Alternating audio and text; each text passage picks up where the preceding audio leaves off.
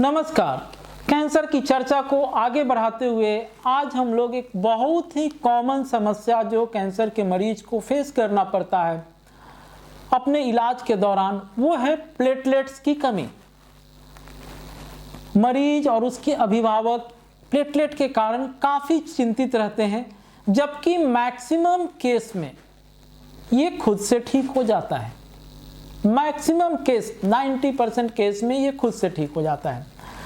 आम तौर पे अगर किसी कैंसर के मरीज को केमोथेरेपी लगता है तो 5वें दिन से 15वें दिन तक, केमोथेरेपी के 5 दिन के बाद और 15 दिन तक प्लेटलेट कमता है, जो ग्रेजुअली धीरे धीरे नीचे आता है, फिर कुछ दिन तक कम रहता है, उसके बाद अपने आप बढ़ जाता है बिना कुछ ट्रीटमेंट के। इस बीच में पेशेंट का ब्लड जांच होता है बहुत सारे कारण से या किसी और साइड इफेक्ट के कारण, तो उनका प्लेटलेट कम पाया जाता है, जिसके कारण मरीज और उसके अभिभावक बहुत परेशान हो जाते हैं। सबसे पहले तो मैं ये बताना चाहता हूं कि इसमें घबराने की कोई बात नहीं है, जब तक आपको या तो ब्लीडिंग नहीं हो रहा हो या प्लेटलेट कितना से कम नहीं हो, 1 लाख नहीं, 70,000 नहीं, 50,000 नहीं, 40,000 नहीं, एकदम हम रिलैक्स रहेंगे। जब तक प्लेटलेट 20,000 से नीचे नहीं जाता है, हम प्लेटलेट नहीं चढ़ाएंगे। किताब में तो ऐसे 10,000 लिखता है, या 20,000 के नीचे अगर ब्लीडिंग हो रहा हो, 30,000 के नीचे ब्लीडिंग हो रहा हो, लेकिन हम 20,000 का थ्रेशोल्ड मानते हैं, क्योंकि बहुत सारे ऐसे सेंटर्स हैं जहां प्लेटलेट लिखने और चढ़ाने के बीच में टाइम लग जाता है। 20,000 के नीचे जाएगा प्लेटलेट तभी चढ़ाएंगे, उसके ऊपर चढ़ाने से मरीज को नुकसान ही होगा, कोई फायदा नहीं होगा। 30,000 के नीचे है और ब्लीडिंग हो रहा है तब चढ़ाएंगे।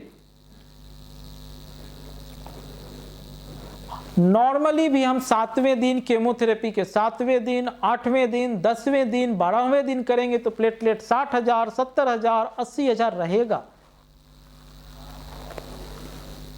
नॉर्मल प्लेटलेट का वैल्यू होता है 1.5 लाख से 4 लाख तक।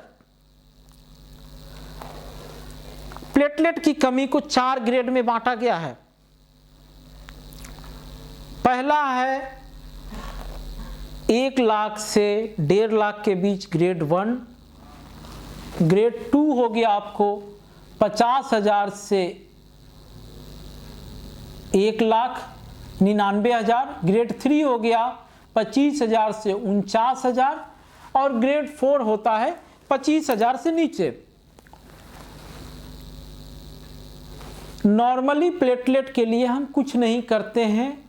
कुछ दवाइयां हैं, जब किसी पेशेंट को बार बार प्लेटलेट कम रहा है या प्लेटलेट बहुत कम रहा है या प्लेटलेट कमी के कारण उनका हम केमोथेरेपी सही समय पे नहीं दे पा रहे हैं, तो उसमें रोमिप्लास्टिन, इल्ट्रोम्बोपैक जैसी दवाइयां हैं जिसको दे सकते हैं।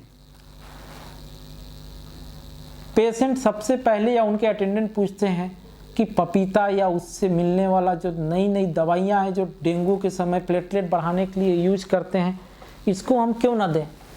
पपीता खिलाते हैं अपने मरीज को, कीवी खिलाते हैं, बकरी का दूध पिलाते हैं। ये सब मिथ्य है, इससे प्लेटलेट नहीं बढ़ता है। ऐसा नहीं होता है कि हर लाल चीज़ खाने से आपका लाल खून बढ़ेगा, हर पीला चीज खाने से प्लेटलेट बढ़ेगा। मैं डॉक्टर अरविंद कुमार, कैंसर रोग विशेषज्ञ, आपको चिल्ला चिल्ला के ये बात बता रहा हूं कि पपीता का पत्ता, पपीता, बकरी का दूध, कीवी खाने से प्लेटलेट नहीं बढ़ता है।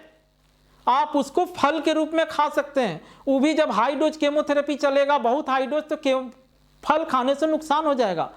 दूध पीना है तो गाय का, बकरी का, भैंस का पीजिए, वो दूध समझ के। प्लेटलेट नहीं बढ़ता है। लोग बोलते हैं डॉक्टर साहब हम तो कल कीवी खाए थे, आज प्लेटलेट बढ़ गया।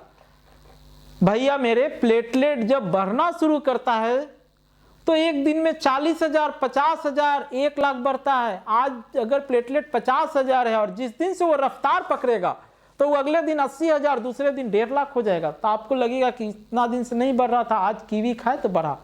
यहाँ हम 1.5 लाख से शुरू किए केमोथेरेपी, इस वक्त लगा पेशेंट को जहाँ 1.5 लाख है।